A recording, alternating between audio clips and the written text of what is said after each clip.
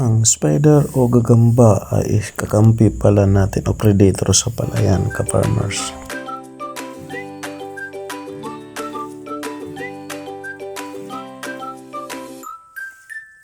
Sa aking pagpasyal sa palayan ko, may nakita kong madaming sapot ng mga spider.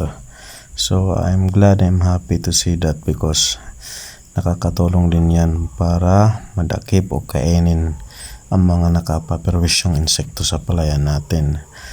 Tulad nito, accidentally po nakakita po ako ng isang sapot na may spider at may nahuli siyang stem borer adult. Yun, kita nyo yan. So malaki talagang bagay na sa palayan natin na may mga predator tulad ng spider. Yung kinakain nila yung mga plant hopper, leaf hopper, caseworm, pearl maggot, stem borer adults, and large butterflies. Kasama na din yun mga itlog nila, ka-farmers. Kaya nila pong humuli ng 1 hanggang 3 insekto sa isang araw.